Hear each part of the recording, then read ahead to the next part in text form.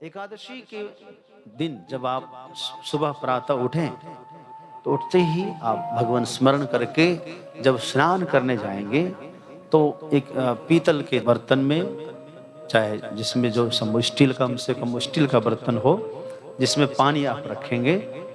तुलसी की लकड़ी होगी आपके घर में, तुलसी की लकड़ी 3-4 टुकड़ा लेकर के उस जल में थोड़ा घुमा दें।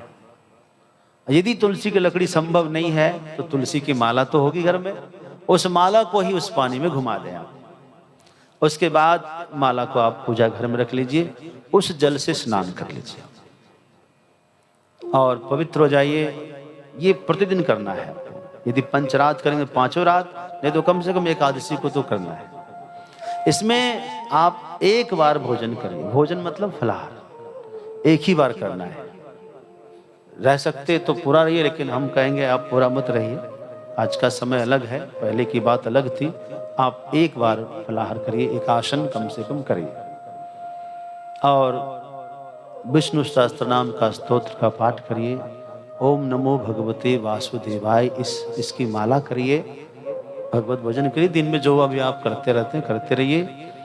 यदि आप पंचरात का संकल्प लेते हैं तो प्रातः काल जब आप पूजा करने घर में बैठे तो हाथ में जल लेकर के श्री विष्णु श्री विष्णु श्री विष्णु करके 3 बार नाम लेकर आप संकल्प लें। हम ये नहीं कहते आप संस्कृत बोलिए, आप हिंदी में संकल्प लीजिए, कोई बात नहीं। भगवान को तो सब भाषा आती है। प्रेम पूर्वक संबल लीजिए, हे ठाकुर जी, हम इस व्रत का संकल्प ले रहे हैं। हमारी घर की स्थिति आप जानते हैं, आप हम पर कृपा करिए, घर में खुशहाली आ जाए, कैसे भी आपकी भक्ति हमको मिले, हम आपका भजन कर सके, इतना तो जरूर करना। साईं इतना दीजिए जामे कुटुंब समाए, मैं भी भूखा ना रहूं साधु न भूखा। ये बात आप बोल देना, प्रेम से बोलना। अंत में भगवान की प्राप्ति भी करनी है, इसको भी जरूर बोलना। भगवत प्राप्ति भी बोलना है, केवल धन प्राप्ति नहीं, भगवान की प्रीति भी चाहिए। ऐसा करके जल आप भगवान के चरणों में छोड़ देना। भगवान विष्णु की तस्वीर लगा लेना घर में, है तो अच्छा बात। भगवान श्री कृष्ण भी वही हैं, राम जी वही हैं, कोई दिक्कत नहीं है। और आप पूजा पाठ करना, गीता का 11वां अध्याय का पाठ कर लेना, अथवा विष्णु सहस्त्रनाम का पाठ, अथवा कुछ नहीं तो गोपाल स्तोत्र का पाठ कर लेना। गोपाल सहस्त्रनाम भी आता है। जितना बने आप करिए। मैं ये नहीं कहूँगा आप दिन भर यही करते रहिए, बाकी काम भी आप करते रहिए। शाम के समय आप भगवान की विशेष आरती करिए। आरती के समय थोड़ा नाम संकीर्तन कर लीजिए, भगवान का 1-2 पद जरूर सुना दीजिए। ठाकुर जी को जब भोग लगाए तब भी आप 1-2 पद उनको जरूर सुनाएं। और रात्रि में प्रतिदिन 12 बजे तक जागरण करिए। ये यदि आप पंचरात करते हैं तो प्रतिदिन का नियम रहेगा। और प्रतिदिन आप यदि बहुत आनंद करना चाहते हैं तो किसी ब्राह्मण को कुछ दान करें। प्रतिदिन सामग्री सीधा होता है ना, घर का अन्न निकाल करके रखें, अथवा कुछ नहीं तो तिल प्रतिदिन इकट्ठा करें। हो सके तो एक ब्राह्मण को भोजन रोज कराइए, नहीं तो जब आपको सिर्फ एकादशी करते हैं तो द्वादशी के समय भोजन बनाइए, ब्राह्मण को बुला के पहले भोजन करा के फिर आप व्रत का पालन करिए।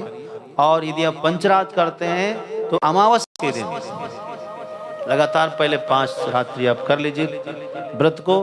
अमावस्या के दिन आप जो है इस व्रत का पालन करिए। तो सवेरे आप स्नान करेंगे, अपने पितरों को दक्षिण दिशा में जल दे दें और ऐसे अंगूठे की तरफ जल गिरा दें। जल में आप जो है सफ़ेद फूल रख सकते हैं, तिल रख सकते हैं और पूर्वजों को अपना स्मरण करें। क्योंकि इस अमावस्या के दिन जो व्यक्ति, ये पुरुष भी कर सकते हैं ये काम, क्योंकि पितरों के आशीर्वाद से ही घर में संतान आदि का लाभ होता है, घर में खुशहाली रहती, विवाह आदि उत्सव होते रहते हैं। तो पूर्वजों का आशीर्वाद होना जरूरी है। तो आप क्या करें, हाथ में जल लेकर के दक्षिण दिशा तरफ मुख करके अंगूठे की तरफ पीतल के लोटे में आप थोड़ा तिल डाल लें, थोड़ा सफ़ेद फूल डाल लें, है ना, एक कुशा डाल लें और ऐसे करके छोड़ दें। इस प्रकार जब जल गिराएं तो वो भी एक पात्र में गिरना चाहिए, ये भी ध्यान रखें। फिर उस जल को किसी वृक्ष में डाल दें। यदि ये सब आप नहीं कर सकते हैं तो आप शमी पत्र के वृक्ष में जल डाल दें आप अमावस्या के दिन। थोड़ा सा उस जल में दूध मिला दें, दूध मिश्रित जल को आप शमी पत्र के नीचे डाल दें। जल दूध की मात्रा कम रखना। ऐसा करने से आपको बहुत पूर्वजों का, पुरखों का बड़ा आशीर्वाद मिलता है और आपकी मनोकामना पूर्ण होगी। फिर आप किसी ब्राह्मण को भोजन करा के अपने व्रत का पारण कर लीजिए। इस पंचरात के करने से आपके सारे प्रारब्ध कट जाएंगे और अंत में आपको सफलता मिलेगी। घर में, परिवार में आप धन की वृद्धि का, लाभ का अनुभव कर सकेंगे।